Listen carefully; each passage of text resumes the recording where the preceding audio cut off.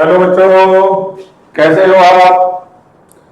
Now we are going to explain charge distribution and its type. Let's start. Charge distribution.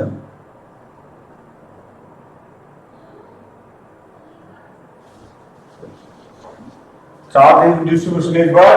Distribution of the charge in space. So mainly charge distribution is classified into three different categories. First is point charge. कैसा charge? Point charge, zero dimension charge, charge opposite to zero. Second type है जी discrete. Discrete means non continuous charge distribution. And third one, that is important for our syllabus, that is called continuous, or we can say uniform charge distribution. तो one by one इनको समझते हैं. Point charge, जैसा नाम वैसा काम कि space पे किसी भी पॉइंट पर कोई बहुत छोटा चार्ज है. बहुत छोटा चार्ज का मतलब है जिसकी अमाउंट अप्रोचेस टू जीरो है, जिसकी डायमेंशन अप्रोचेस टू जीरो है. उस तरह के चार्ज का क्या नाम रखा जाएगा? Point charge. क्लियर? डिस्क्रीट या फिर नॉन कंटिन्यूस चार्ज, इसका मीनिंग क्या होता है? इसका मीनिंग होगा small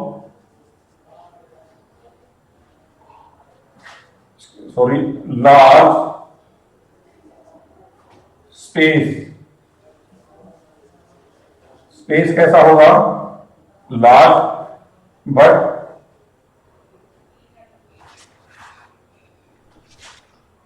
small amount of charge. Large space के अंदर जब चार्ज की अमाउंट क्या होगी? बहुत थोड़ी होगी. वहां पर चार्ज डिस्ट्रीब्यूशन कैसा कंसीडर होगा? Discrete charge distribution. For example, एक पॉइंट चार्ज यहां है, दूसरा पॉइंट चार्ज ये है, तीसरा ये है, चौथा पॉइंट चार्ज ये है, एंड सो ऑन.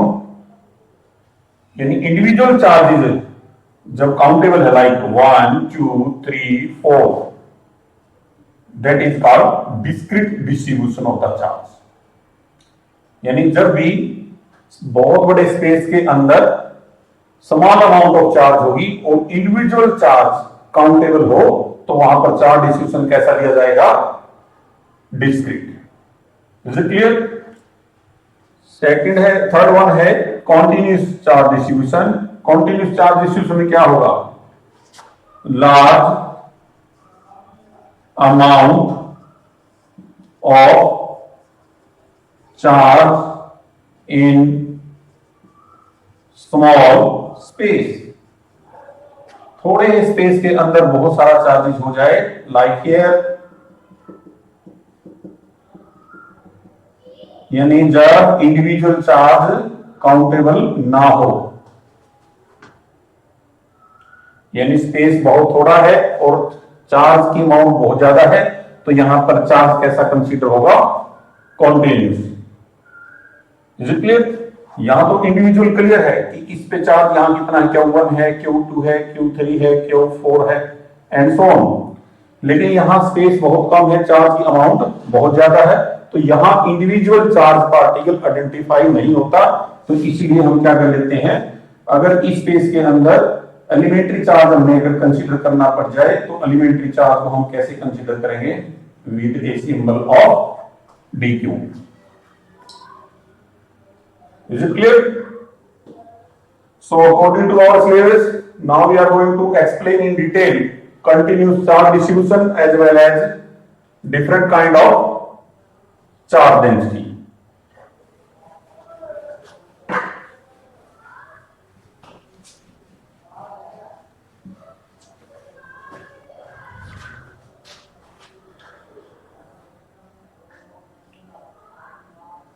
यूनिफॉर्म और continuous charge distribution.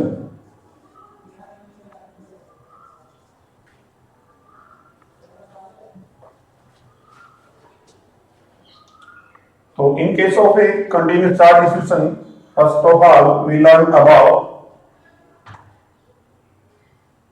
linear charge density as well as linear charge distribution. First is what type? Linear charge distribution. This is also called, इसको आप ऐसे भी लिख सकते हैं 1D charge distribution.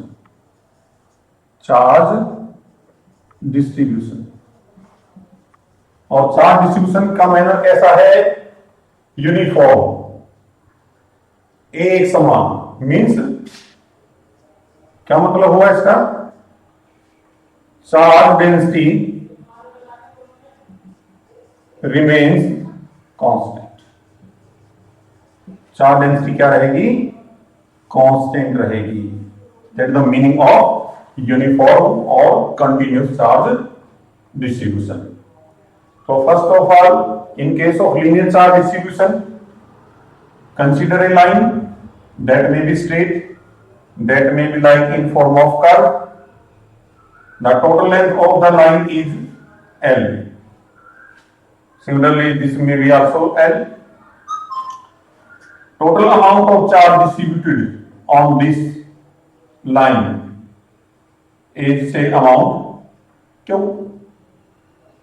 Similarly here, total amount of charge distributed on this curved line, that is also capital Q. If lambda is called linear charge density, क्या कहेंगे बच्चों इसको? Linear charge density. जैसा नाम वैसा काम। लीनियर चार्ज डेंसिटी का meaning क्या हुआ? मीनिंग ये हुआ बच्चों, charge per unit length. Charge per unit length. Charge का अमाउंट कितना है? से क्यू, और टोटल लेंथ कितना बच्चों? L.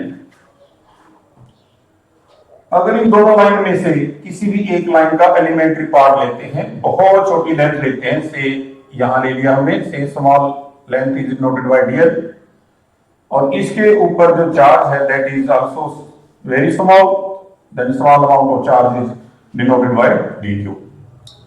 If here distribution of the charge is uniform, it means that dq by dl also equal to lambda, that is linear charge density. यानी L length पे amount कितना है Q, DL लेंथ पे amount कितना है dq. Then ratio remains constant. So if charge density remains constant, then distribution manner is uniform or continuous. What should be the unit of lambda? From this mathematical relation, we can define the unit of the lambda. See, charge के लिए क्या? Coulomb. Length के लिए क्या? Metre. Then unit of lambda is yes coulomb metre inverse. Coulomb metre inverse. For example, we have a wire, और उस wire को हम क्या करें? बेंड कर लें, और बेंड करके उसका क्या बना दें? सर्कल। ये बना देंगे। If r is the radius of this circle, the length of this circle or wire is what? 2 pi r. If this wire had uniform distribution of charge, say आप ज्योमेट्रिकली कैसे दिखाएंगे? Equi spaced positive sign means positive charge. Equi space near, ये क्या लेंगे आप? Equi space positive charge अगर दिखाएंगे तो डायगोनली क्या कहलाएंगे? Uniform distribution. The total amount of charge is capital Q। The length of this wire is what? 2 pi r. Then what is the value of lambda? यानी linear charge density का value कितना होगा? Charge per unit length, charge का जी क्यों length कितनी total बच्चों? 2 pi r.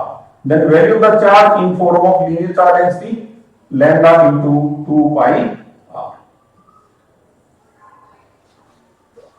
In case of uniform charge distribution, we should find out the value of the charge in form of density. Clear? So next होगा हमारे पास surface charge distribution या फिर 2D charge distribution या फिर कह सकते हैं charge distribution on surface.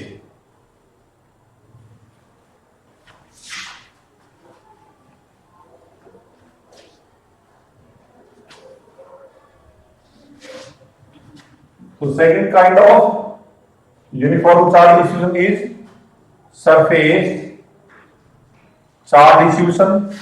In other words, we can say 2D charge distribution.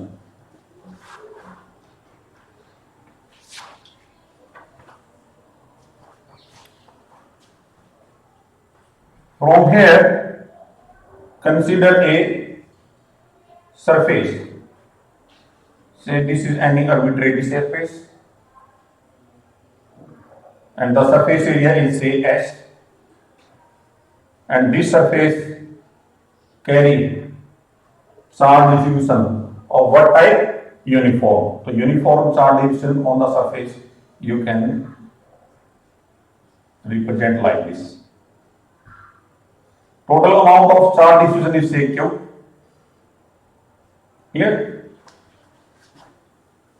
If sigma is what? Sigma is called surface charge density. Surface charge density, surface का मतलब 2D geometry की बात चलेगी यहां पर. Sigma is surface charge density. Then according to definition, charge density की क्या definition होगी यहां पर? Charge per unit surface area. It mean that Q by S. Q by S. If we consider elementary surface area, the amount is ds and charge localized in ds is a small amount with dq. ds is what? बहुत छोटा surface area and dq is what? Very small amount of charge. If here there is a uniform charge distribution, then sigma is also equal to dq by ds, because in case of uniform charge distribution, charge density remains constant. So the unit of sigma is what? Yes, coulomb for charge as surface area, coulomb per meter square. That should be unit of the surface charge density. Example लेते हैं इसका भी. We have a spherical surface. Spherical surface means we can say holosphere. चलो बच्चों इसको holosphere ले लो. और अब क्या कर दे? चार्ज का स्प्रे कर दे इसके ऊपर, इसके सरफेस के ऊपर चार्ज को यूनिफॉर्मली डिस्ट्रीब्यूट कर दे. Now charge is going distributing on its surface, can be shown with equispaced positive sign. If r is the radius of this holosphere, then total amount of charge on its surface, holosphere जैसे कि football होती है, clear? तो Q is total amount. Now we are interested to write down value of the sigma, यानी surface density का value यहां कितना होगा? चार्ज पर सरफेस एरिया. यस, होलोस्फीयर का सरफेस एरिया कितना होगा बच्चों? इधर देखिए, very good, 4 pi r square. Then value of the Q, that is equal to sigma into 4 pi r square. Once again, we have find out the value of the charge in form of charge density. ये चीजें हम आगे भी use करेंगे. तो इसलिए ये concept है, आप अच्छी तरीके से याद रखें और उसको अच्छी तरीके से समझें। समझने के साथ साथ इन चीजों को आप फील भी करें कि हम क्या सीखने जा रहे हैं और हमारे को क्या सिखाया जा रहा है। तो नेक्स्ट है, इसी सीरीज को आगे बढ़ाते हैं। सरफेस चार्ज डिस्ट्रीब्यूशन के बाद होगा वॉल्यूम चार्ज डिस्ट्रीब्यूशन, या फिर स्पेस चार्ज डिस्ट्रीब्यूशन, या फिर 3D चार्ज डिस्ट्रीब्यूशन। किसी बुक्स में किसी नाम से कॉन्सेप्ट सेम ही है, 3D चार्ज डिस्ट्रीब्यूशन या फिर volume charge distribution, also may be you call space charge distribution. किसी बुक में कोई भी नोमेनक्लेचर हो सकती है, लेकिन हमने कॉन्सेप्ट को कंसंट्रेट करना है, ना कि सिंबल को। तो वॉल्यूम चार्ज डिस्ट्रीब्यूशन आ गया जी। तो जैसा नाम वैसा काम, क्या करेंगे, हमारे पास कोई 3D बॉडी है जी। 3D मीन्स जिसकी तीनों डायमेंशन हो, लाइक लेंथ, ब्रेथ, हाइट और डेप्थ। से this is any arbitrary volumetric body. Say volume is V. Total amount of charge spread uniformly on this volume is a total amount is capital Q. If rho is volume charge density, rho को क्या बोलेंगे, volume charge density. Volume charge density, yes, कैसे लिखेंगे, charge print volume. क्या लिखोगे बच्चों, charge कितना है जी क्यू और वॉल्यूम कितना है से वी। ये charge distribution is uniform. Charge distribution कैसा है, यूनिफॉर्म। तो इसका मतलब ये होगा, अगर इस वॉल्यूम के अंदर एलिमेंट्री वॉल्यूम अगर आप लेते हैं जिसका वॉल्यूम dV है, dV क्या है, वेरी वेरी स्मॉल वॉल्यूम, बहुत छोटा वॉल्यूम, और बहुत छोटे वॉल्यूम के अंदर चार्ज भी क्या होगा, बहुत छोटा होगा। और बहुत छोटे चार्ज के लिए क्या सिंपल यूज करेंगे, dQ। So for uniform charge distribution this can be written as dQ by dV। V volume की बॉडी पर कितना चार्ज स्प्रेड है, Q, dV पर dQ। Clear. Once again, unit of volume charge density, charge के लिए coulomb, volume के लिए metre cube, नीचे है डिनोमिनेटर, ऊपर जाएगा तो पर मीटर क्यूब आ जाएगा। समझ आएगी ये बात। एग्जांपल के तौर पे हम ले लेते हैं जी सॉलिड स्फीयर। कैसा स्फीयर ले लेते हैं, सॉलिड स्फीयर लेते हैं। सॉलिड स्फीयर देखा बच्चों ने, लाइक एक क्रिकेट बॉल जिसके अंदर भी मटेरियल होता है और सरफेस पे भी होगा। तो यहां पर अगर हम चार्ज डिस्ट्रीब्यूशन करेंगे तो चार्ज डिस्ट्रीब्यूशन का मैनर कैसा होगा, वॉल्यूमेट्रिक, यानी चार्ज अंदर भी होगा, चार्ज इसके सरफेस पे भी होगा। तो this is called volumetric charge distribution. ये क्या लिया हमने, नॉन कंडक्टिंग। नॉन कंडक्टिंग का मतलब क्या होता है जी, insulator, like glass, like wood, like rubber। तो non conducting solid sphere area. If R is the radius, total amount of charge spread on this non-conducting solid sphere is Q, then what should be the value of the rho? Rho is equal to once again charge per unit body. यहां पर 1D नहीं है, 2D नहीं है, 3D है, यानी charge distribution कैसा है, वॉल्यूमेट्रिक डिस्ट्रीब्यूशन है। तो यहां क्या आएगा बच्चों, नीचे वॉल्यूम आएगा। तो वॉल्यूम कितना होगा सॉलिड स्फीयर का, yes, 4/3 pi r cube. Then value of the cube from here, that is equal to 4π/3 r cube into rho। This is the value of the charge in form of volume charge density। Clear. तो sphere कैसा है बच्चों, non conducting solid sphere. अगर यहां पर conducting solid sphere होता तो उस केस में क्या होता,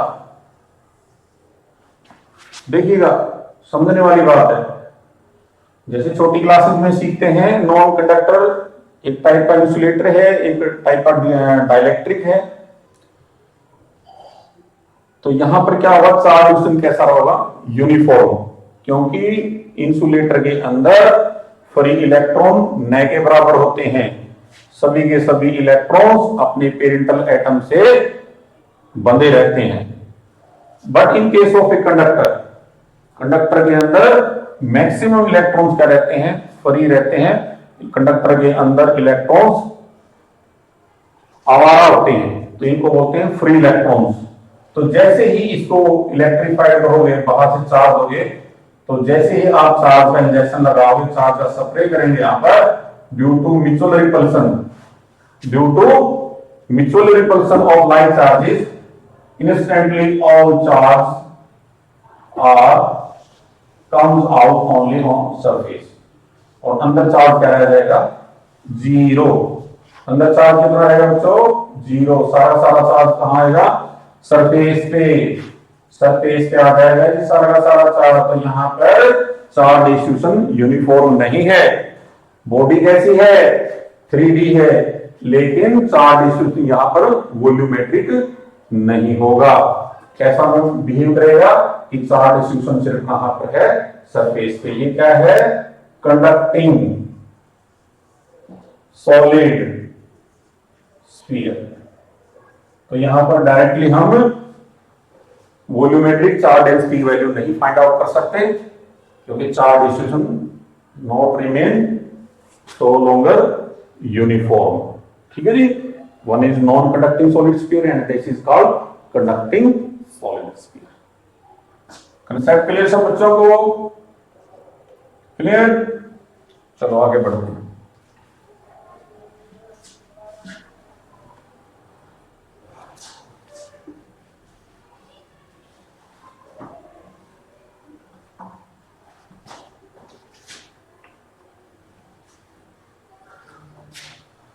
अब एक इंपॉर्टेंट टर्म सीखने के जा रहे हैं, जो कि हमारे इस पूरे चैप्टर में बहुत ही इंपॉर्टेंस रहेगी जिसकी, और वो टर्म है हमारे पास इलेक्ट्रिक फील्ड। क्या बच्चों, इलेक्ट्रिक फील्ड। इससे पहले हमने एक फील्ड पढ़ा था +1 के अंदर। कौन सा फील्ड पढ़ा था, ग्रेविटेशनल फील्ड। ग्रेविटेशनल फील्ड का कॉज क्या था, material body is the cause of gravitational field. Likely electric field का कॉज क्या होना चाहिए, इलेक्ट्रिक फील्ड का नाम से पता चल रहा है, इलेक्ट्रिक का मतलब क्या होता है, रिलेटेड टू इलेक्ट्रिसिटी। और इलेक्ट्रिसिटी किससे रिलेटेड होती है, इलेक्ट्रिक चार्ज से। और इलेक्ट्रिक चार्ज क्या है, आइदर कैरी बाय इलेक्ट्रॉन और प्रोटॉन। तो इलेक्ट्रिक फील्ड यानी एक ऐसा स्पेस, एक ऐसा रीजन जो किसके द्वारा क्रिएट किया हुआ है, चार्ज के द्वारा। तो इससे पहले थोड़ा बेसिक की तरफ चलते हैं, +1 की तरफ चलेंगे। जैसे कि कोई मेटल बॉडी है बच्चों, ये मेटल बॉडी है, इसके चारों ओर का जो स्पेस है, जो रीजन है, उस रीजन में अगर कोई मेटल बॉडी आती है तो उसको ये क्या कर लेती है, अपनी तरफ अट्रैक्ट कर लेती है। तो मीनिंग क्या हुआ, इस मेटल बॉडी के चारों ओर जहां तक इसका अट्रैक्टिव इन्फ्लुएंस है, उस स्पेस का नाम क्या था, ग्रेविटेशनल फील्ड। ग्रेविटेशनल फील्ड की नेचर कैसी हो सकती है, अट्रैक्टिव। कैसे हो सकती है, ओनली अट्रैक्टिव। क्लियर? बट यहां पर हम देखेंगे जो इलेक्ट्रिक फील्ड है उसका बिहेवियर अट्रैक्टिव भी हो सकता है और रिपल्सिव भी हो सकता है। समझ में आई बात? तो अब चलते हैं इलेक्ट्रिक फील्ड के लिए। तो इलेक्ट्रिक फील्ड को सिंपली कैसे डिफाइन कर सकते हैं, इलेक्ट्रिक फील्ड का मीनिंग होगा a space around a point charge और a space around a discrete charge distribution और a space around a continuous distribution charge. Clear? यानी इसको हम ऐसे समझ सकते हैं कि किसी भी पॉइंट चार्ज या किसी भी बड़े साइज के चार्ज के अराउंड जो उसका इन्फ्लुएंस है, जो उसका प्रभाव है, यानी electrical environment around a charge body, that electrical environment named as a electric field. या सिंपली ऐसे समझ सकते हैं, what is about or we can say what is around a charge or charge body, that is called electric field। यानी क्या मतलब हुआ कि कोई पॉइंट चार्ज है या कोई स्पेस ऐसा है जहां पर डिस्क्रीट डिस्ट्रीब्यूशन ऑफ चार्ज है, या ऐसा स्पेस है जहां पर कॉन्टिन्यूस चार्ज डिस्ट्रीब्यूशन है, तो उसके आसपास, उसके चारों तरफ जो इलेक्ट्रिकल एनवायरनमेंट है, in other words space around these charge body in which its influence can be experience, either attractive influence और रिपल्सिव इन्फ्लुएंस। जहां तक चार्ज बॉडी के चारों ओर इनका इलेक्ट्रिक इन्फ्लुएंस फील किया जाएगा, उस रीजन को, उस स्पेस को हम क्या कहेंगे? इलेक्ट्रिक फील्ड कहेंगे। तो इलेक्ट्रिक फील्ड को अगर हम वर्ड्स के अंदर डिफाइन करना चाहें तो कैसे लिखेंगे? It is a space, it is a space around a point charge, और क्या कह सकते हैं? Charge body. It is a space around a point charge और charge body in which its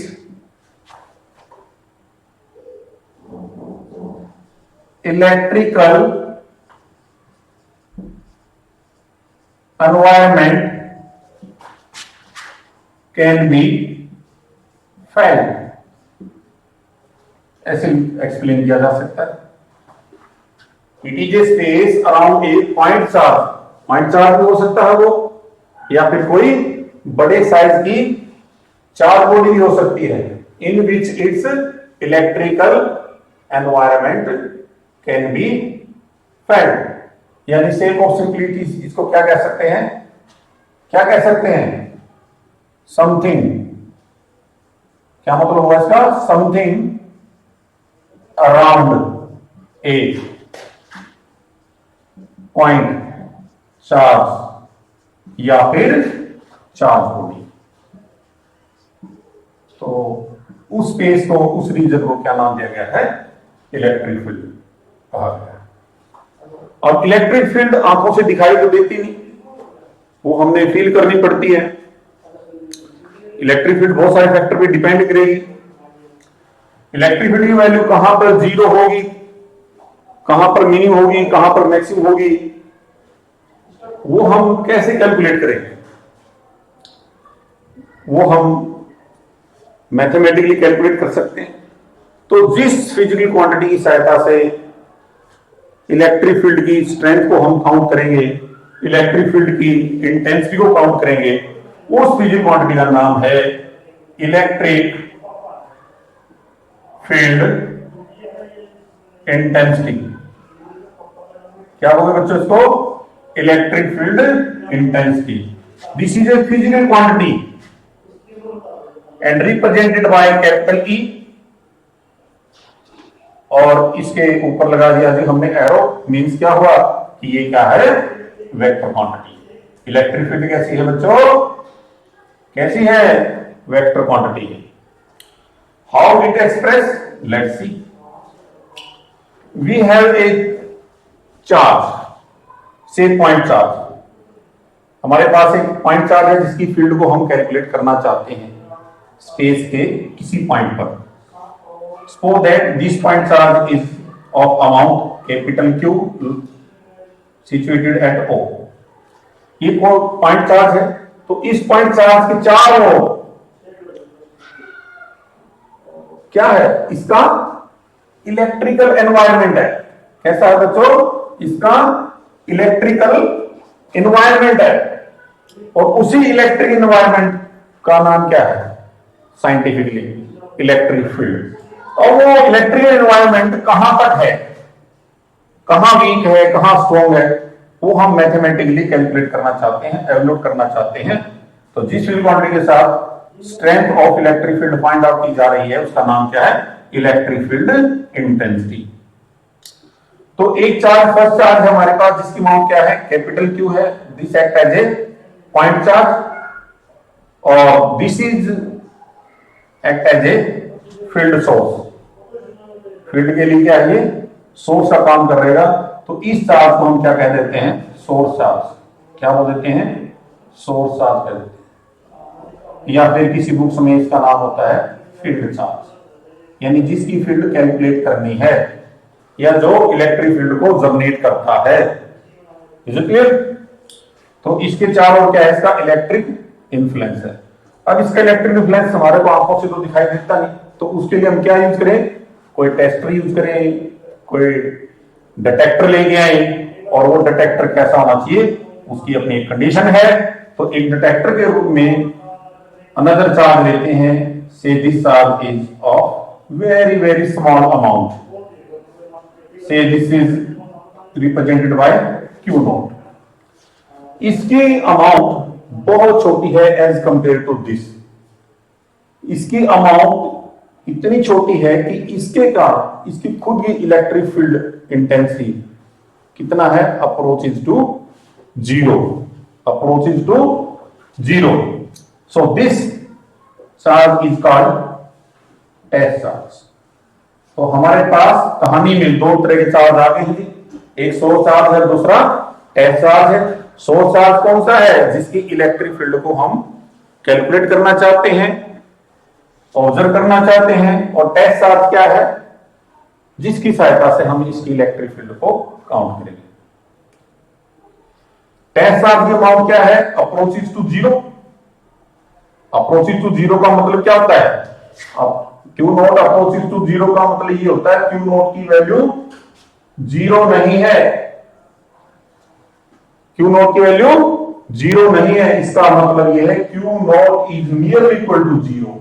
सी है, इनको समझिएगा। और इनकी एक सिग्निफिकेंस है कि इस टेस्ट चार्ज की फील्ड कितनी लोगे, जीरो मान के चलोगे। यानी इतना छोटा चार्ज होता है जिसका नाम टेस्ट चार्ज है। जैसा नाम वैसा काम, कि सोर्स चार्ज की फील्ड को टेस्ट करने के लिए जो चार्ज यूज किया गया है उसके बारे में ये बातें करेक्ट है। क्लियर? तो ये टेस्ट चार्ज जितना इसके नजदीक लेके जाओगे उतना ज्यादा स्ट्रॉन्ग इलेक्ट्रिक फोर्स फील करेगा। ये चार्ज जितना दूर लेके जाएंगे उतना ही वीकर, वीकेस्ट। और ऐसा भी हो सकता है कि इस चार्ज को हम इतनी दूर लेके जाएं कि इस चार्ज के कारण ये इलेक्ट्रिक फोर्स फील ही ना करे। तो वो सेपरेशन कितना कंसीडर होगा, इनफाइनाइट। कितना कंसीडर होगा, इनफाइनाइट। और हम कहेंगे कि ये टेस्ट चार्ज इसकी इलेक्ट्रिक फील्ड से बाहर चला गया है। कब, जब दोनों के बीच का सेपरेशन कितना हो जाएगा, इन्फिनिटी। यानी इसके कारण इसके ऊपर इलेक्ट्रिक फोर्स कितना हो जाएगा, zero. Is it clear? So so that कि ये सोर्स चार्ज इस पे फोर्स लगाता है बच्चों स्पेस में किसी भी पॉइंट पर, so this point is P, कितना फोर्स लगाता है, से एफ न्यूटन का इलेक्ट्रिक फोर्स लगाता है बच्चों। ठीक है? Then how we can express the electric field intensity. Electric field intensity mathematically में be defined as, see here, limit Q naught approaches to zero. Mathematics की लैंग्वेज है, यहां पर समझने की कोशिश कीजिएगा। Q नॉट यानी टेस्ट चार्ज की जो अमाउंट है अप्रोचेस टू जीरो है। मतलब क्या है, टेस्ट चार्ज की अमाउंट इतनी छोटी सोचे जितनी छोटी आप सोच सकते हैं। जितना छोटा अमाउंट आप सोच सकते हैं उतनी छोटी अमाउंट है इसकी, but not exactly zero, but not much greater than zero. I mean as charge is approaches to zero amount, not exactly zero. So this is what F by Q naught.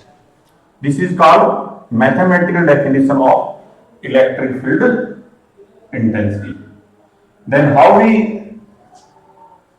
explain physically definition of electric field intensity? Simply this by this. कैसे? Unitary method के द्वारा देखिएगा, छोटी class में सीखते हैं। Q not charge ने कितना फोर्स एक्सपीरियंस किया? एफ न्यूटन का। एक कूलम का चार्ज कितना फोर्स फील करेगा? F by Q not. I think अब आप इसको वर्ड्स के अंदर डाल सकते हैं। कैसे? इलेक्ट्रिक फील्ड में भी इलेक्ट्रिक फील्ड इंटेंसिटी, कई बार इलेक्ट्रिक फील्ड इंटेंसिटी को शॉर्टली इलेक्ट्रिक फील्ड भी कह देते हैं, no doubt. Electric field intensity may be defined as electric force experienced by unit positive test charge. Unit positive test charge. See here. एक coulomb के charge के द्वारा जितना इलेक्ट्रिक फोर्स फील किया जाएगा, that is called electric field intensity. और simply ऐसे कह सकते हैं, electric force experienced by unit charge, या फिर for electric force per unit charge. तो आप अपनी लैंग्वेज में इसको वर्ड्स के अंदर आप इसको एक्सप्लेन कर सकते हैं, but this is called correct definition of electric field intensity. Any doubt, any question? हाँ, एक चीज और बताना चाहेंगे आपको, दो सोर्स चार्ज है या फील्ड चार्ज है, इसकी नेगेटिव पोलैरिटी भी हो सकती है, पॉजिटिव पोलैरिटी हो सकती है। बट टेस्ट चार्ज के बारे में एक कन्वेंशन बनाई हुई है, शुरू से ही एक परंपरागत चीज चली हुई है। वो क्या है कि टेस्ट चार्ज की पोलैरिटी हमेशा कैसे रखेंगे? पॉजिटिव। कैसे रखेंगे बच्चों? पॉजिटिव रखेंगे अकॉर्डिंग टू कन्वेंशन। क्लियर? चलो आगे बढ़ते हैं, थोड़ा और सीखते हैं।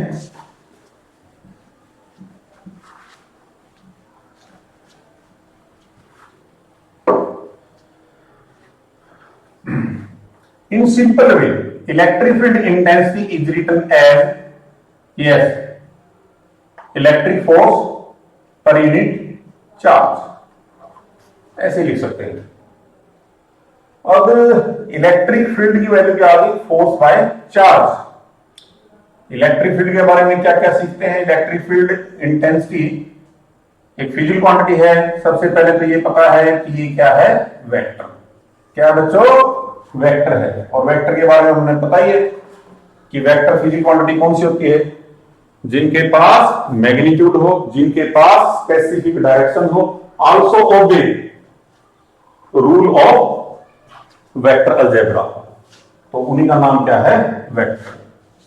दूसरा इसका यूनिट देखिएगा, यस, फोर्स के लिए न्यूटन, चार्ज तो न्यूटन पर कूलम। क्या रहेगा यूनिट? न्यूटन और कूलम रहेगा। और क्या बता सकते हैं?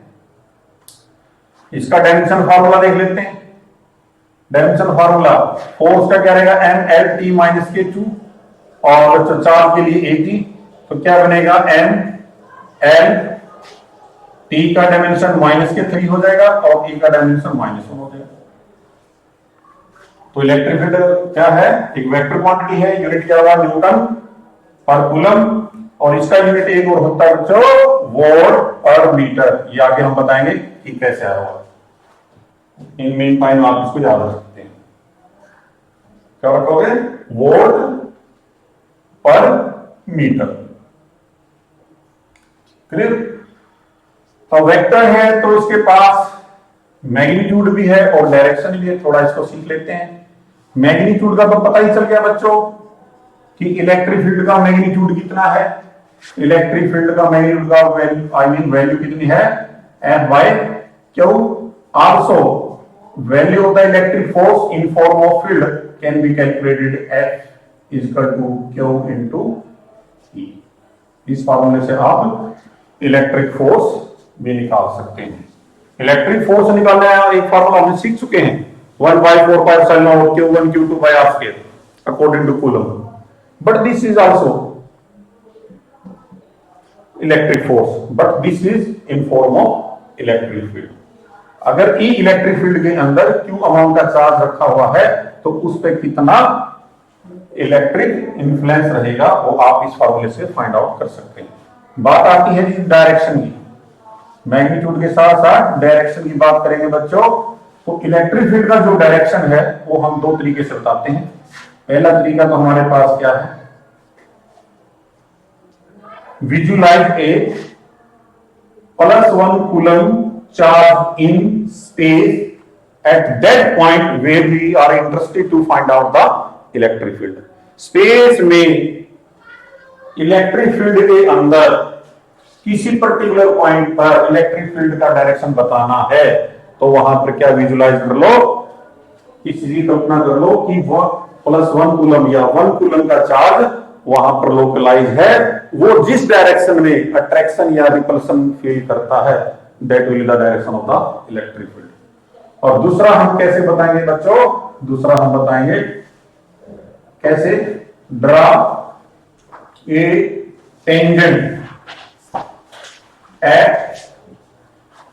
दैट पॉइंट का मतलब जिस पॉइंट पे इलेक्ट्रिक फील्ड स्पेस में निकालना चाहते हैं, आई मीन डायरेक्शन बताना चाहते हैं। Draw a tangent at that point on electric field line. अब इलेक्ट्रिक फील्ड लाइंस क्या होती है वो हम नेक्स्ट डिस्कस करेंगे, तब आपको और डिटेल में समझ में आएगा। तो इलेक्ट्रिक फील्ड एक वेक्टर क्वांटिटी है, वेक्टर क्वांटिटी के पास जनरल मैग्नीट्यूड और डायरेक्शन है। मैग्नीट्यूड का फार्मूला लिखा गया है।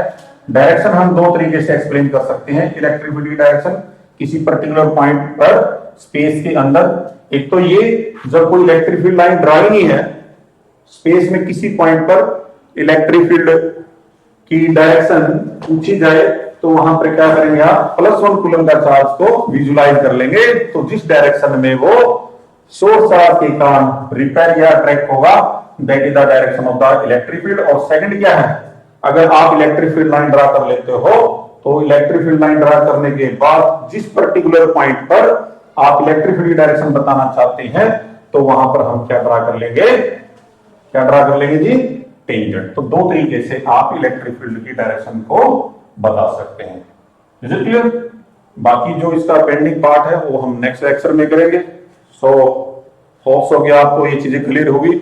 अगर नहीं क्लियर है तो आप वीडियो को पॉज करें और बार बार हर सेंटेंस को, हर स्टेप्स को, हर डायग्राम को, हर एक्सप्लेनेशन को अच्छी तरीके से देखें, समझें और इन चीजों को दिमाग में पकड़ के रखें, क्योंकि इन्हीं के बेसिस पे हम नई नई चीजें सीखेंगे, नई चीजें बनाएंगे और उनके बारे में स्टेप बाय स्टेप एक्सप्लेन करते रहेंगे। Okay, thank you very much.